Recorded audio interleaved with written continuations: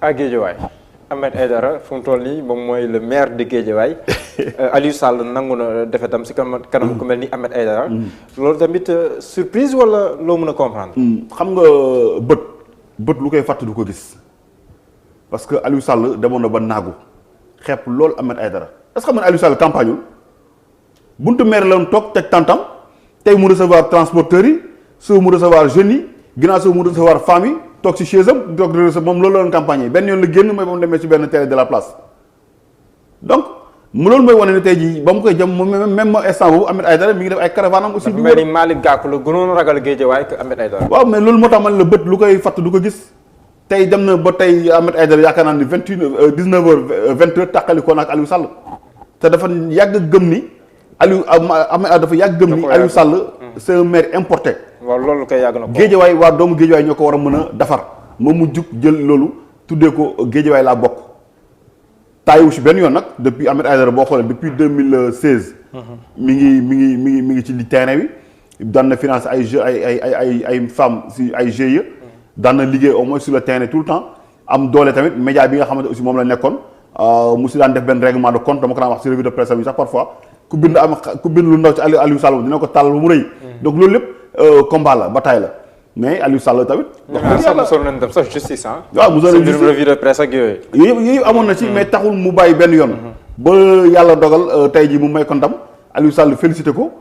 mu nekk loo xam ne Aliou Sall ku ko yeewoon wax ko du ko gëm mais nag moo tax man la politique kenn jarul xeeb kenn c'est comme Abdoulaye Diouf Sarr la benn doomam gagné ci Yoff Aliou Sall di rakk président de la République. yore na ay centaines et des centaines de millions def ko ci campagne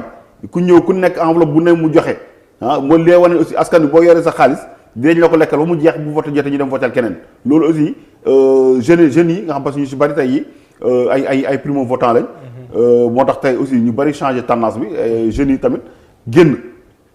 massivement xaw ma nag lan moo leen yee ak ban fugg moo leen jóg mais jeunes yi génn nañ te jeunes yi aussi bu ñuy xool ñu si bari ci waa yeew yi aussi la ñu gën a féetee. bu doon mag yi rek tey parce que le matin dañ ne troisième âge ñu ëppoon ci bureau de vote yi. ñooñu bu fekkoon ñooñu kese la mën naa wax ne ñooñu ci côté pouvoir la ñuy gën a ëppee mais ba après le jeunes yi génn nag renverser tendance bi. Golf Sud. Lat Diop ñu bëri moom lañu gisoon. waaw Khadija Mahécor Diouf bu Pastef moom moo falu moom mooy fu mu toll ni maire bu Golf Sud. waay loolu yi tamit ban jàngat. waaw moom tamit mën nañu wax ni Lat Diop doomam aussi moo ko fa duma moom loterie na perte voilà. ndax lu mu jiite Lonase waaw moom ma jiite Lonase voilà parce que tamit foofu tamit wax dëgg yàlla man moom foofu surprise laa fa am.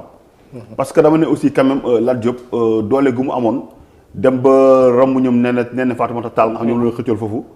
nee na Fatoumata Tall aussi moom mu nekkoon directrice campagne bu Aliou Sall. donc Lat Diop doole gu mu amoon ñu naan Lat Diop dafa fort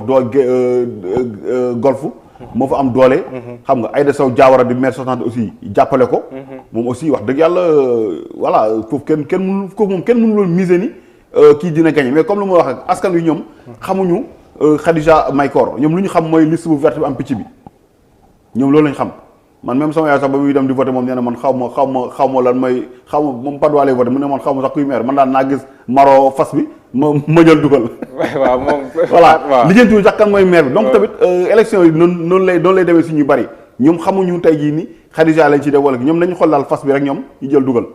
voilà donc loolu aussi tax na liñ ko may doole parce que tamit bu ñu Pastef bu boolee dooleem ak Malick Gakou GP ak. Khalifa Sall. donc ñooñu rek déjà pour lim ñooñu rek bu ñu booloo seen doole je pense pas que aussi gars yi gis pënd bi bu leen dal. gis nañ ne Sonko si biir campagne bi mu demee Guédiawaye am na ay kàddu yu mu fa yëkkati woon si genn wàll Lat Diop jël wàllam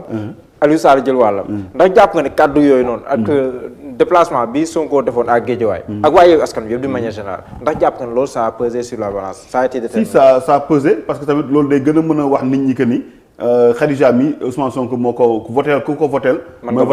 votel Ousmane Sonko parce que tamit Ousmane Sonko dafa bàyyi campagne am Ziguinchor ñëw mel ni rek kuy ñëw Thiès ak Dakar pour régler situation bi delluwaat Ziguinchor parce que ñëw na Thiès aussi dóor lu mel ni waa xewe waa réew mi ak waa Macky Sall dem Mbour de Issa Sall aussi mayu ko dara ñëw Guédiawaye dem Dakar Diouf Sarr ku nekk moom daa fa ñëw ku nekk mu jox sa wàll mu delluwaat Ziguinchor te loolu aussi mën nañu wax ni ça a joué quelque chose parce que tamit wax dëgg yàlla ñëw na fi luñ ko mën a sikkal am na benn poids électoral boo xam am na ko ci banlieue dakaroise loolu moo tax aussi joué na ci lu bari à part Pikine daal moom gis naa ni gars yi fu nekk làbb nañ fa. parce que Rufisque dinañ si ñëwaat mais. balaa tamit xamatu foofu tamit choix wu kii tamit président. il faut que tamit ñu koy xoolaat parce que bon xam naa du ñàkk aussi après décision parce que am na ay choix yu bari yoo xamante ne ay erreur la ci def. erreur de casting. parce que maire sortante bi Aïda Diawara moom gisuñu ko sax pratiquement ci campagne yi nga xamante ne dafa mel ni ñoom dañuy accepter malgré eux donc nit ki bu nangoo te ñàkk pexe. lu ci def effort yi nga xamante ni moom lañ def comme si c'était elle moom mooy tête de liste bi yooyu aussi voilà war nañ moo tax tout le temps rek élection locale ay waxtaan penco moo ko war a jiitu que nga bëgg ñëw rek jël kenn imposer ko askan wi nit ñi tamit lu ma la wax rek dofatuñu léegi ku nekk yaay xool fu sa intérêt nekk ak fu sa intérêt commune nekk nga votel ko balaa nuy ñëwaat Rufisque Sangalkam dinañ si wax avec le cas Omar Gueye parce que lu jar a toog jàngat la kooku moom Thiès Talla Sylla félicité na le docteur Babacar Diop candidat bu Yewwi Askan Wi mais en face waa Benno Bokk Yaakaar ñoom Yankhoba Diattara ak yooyu maa ngi lire sax Abdou Mbow muy wax na que ñoom tendance yi ñu am njort leen ne ñoo jiitu sax waaye bëgguñu gën a yuuxu mais nii affaire yi dessiné woo foofu noonu tendance ni mu dessiné woo foofu noonu Thiès nan nga koy jàngatee waaw Thiès moom xam nga Thiès dafa bëri ay communes Thiès est nord ouest yooyu yëpp je pense que ni yeneen yi moom amul discussion dafa mel ni Yewwi à part Fandène bu Augustin Tine moom moo gagné foofu mais le reste je pense que Birame Souleye ak ñeneen ñi ñoom ñoo gagné Birame Souleye moo gagné waaw Birame Souleye démb dégg naa ak tendance kii moo devancé woon bu baax xam nga tamit démb bañ résultat yi nekkuñ woon ni yëpp lañ jot a noor am na ñoo xamante ne si guddi gi lañ pare comptage et tout mais si information yi moom lañ mujjoon jot problème bi rek fu mu nekkoon mooy entre Thiès ville mooy entre Diattara ak Babacar Diop lu leen départagé loolu Babacar Diop gis nañ ko démb def na sorti di remercier directeur campagne am ak ñu mu àndaloon ñëpp mais ba tey urne yi joxaguñ seen dernier mot te je pense que ni foofu lañ koy xaaree mais Talla Sylla mi félicité docteur Babacar Diop nag waaw Talla Sylla moom ñëpp xam nañ ni il a une dent contre réew mi bon réew mi sax ñoo ko fa tegoon ba en 2014 mais après la jaxasoo am seen diggante ba ku nekk dem sa yoon donc loolu bu ko defee stratégie la pour wane ni kat carrément Babacar Diop gagné na pour mën a influencer comptage yi wala vote mais bon yi ay vote la ay comptage la kenn mënu ko influencer lu ci mën a am solo rek moom mooy man mën naa sax man bu doon man rek dama naan Babacar Diop gagné na xam nga tax Thiès bu ñu ne Idrissa Seck ne Yankhoba Diattara kenn mosu leen a jege sax bay waxu ñi ngi xool nag raw na la war raw ma loolu déjà voilà déjà loolu rek defet na su ñoom moo tax Idrissa Seck battu dans son propre bureau de vote lu musul am man depuis ba ma xamee Idrissa Seck dala suivre Thiès ba tey avant élection présidentielle de 2000 yi ba tey Idrissa Seck topp président Abdoulaye Wade voilà sax mën nañu wax loolu parce que avant y avait ñoom Lion du Kayor yooyu yëpp donc musuma dégg foo xamante dañ ne Idrissa gagné nañ fa mais tey sa biir bureau de vote ñu gagné la fa centre bi aussi Thierno Alassane Sall kooku il faut ñu féliciter ko ah bon moom moo ko fa gagné moom moo leen fa dóora si centre Idrissa Seck ah oui Thierno Alassane Sall dafa percé carrément moom moo gagné Idrissa Seck si bureau de vote am après nag yeneen yi waa voilà ci la yeewi ñëw ak Babacar mais Thierno Alassane Sall am na si loo xamante ne aussi lu historique la donc déjà loolu rek problème la Idrissa Seck boo ko xoolee da nga naan ñi bëri doon ne laaj naan la moo tax Idrissa Seck ñëwul même bu dee que dernier jour bi sax mu ñëw ànd ak Yankhoba def caravane voilà déjà loolu waroon na ko def xam nag ndax sa santé ça lui permet de faire ça parce que même ku dégg sa voix nu muy waxee nga xam ni Idrissa Seck y a quelque chose ce n'est plus le même Idrissa Seck boo xam moom lañ xamoon ak baat bu neex beeg kàddu yu neex yi démb voilà dafa mel ni rek ñàkk pexe sax moo tax mu ñëw voté voilà donc bu ñu demee ba waa réew mi plus benn bokk yaakaar ñu naan ñu ngi laam-laamee ndax ñoom ñoo gagné wala gagné wuñu y a un problème donc Macky Sall il faut que mu xoolaat bu baax a baax casting yi muy def. d'accord à Sangalkam Omar Gueye ñëpp jàppoon nañ le roi de Sangalkam. voilà moom loolu la ko jàppee woon moom. voilà xam naa sax lu betteel lam fu mu toll nii foofu tamit ni mbir mi demee. voilà xam nga Sangalkam ma dama yàgg wax naan Idrissa Seck ñu ko daan topp ñëpp mel na Omar Gueye moo fa am base bu solide. à part moom Thiès yaa ko Omar Gueye moo am gagné Sangalkam sinon ñu la reste yëpp. ay ñoom Déthié Fall ak ñoom Thierno Bocoum ak ñoom ñëpp kenn amul si base politique kenn xamul sax fu ñu mës a gagné donc nga dem ba loolu am Omar Gueye ñu gagné ko même bu Omar Gueye bu ñu ko gagné wulee sax donte jotaguñu résultat yëpp sax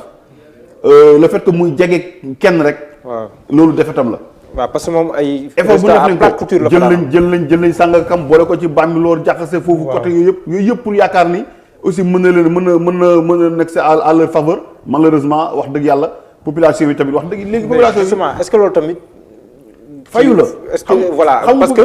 découpage bi mujjee def. voilà bu ñuy départementaliser Kër Massar. voilà conséquences yi amoon foofu. am nañu ay mouvement yu mu juróon. bu baax a baax kon sax Omar Gueye. ñu bëri naan dafa war waa Sangalkam. exactement voilà donc est-ce que loolu tamit. da ciy joué parce que moo tax man la élection locale dafa nekk loo xam lu particulier la. nit ñi loolee mën a def dañ lay xaar ci taatu ndaa la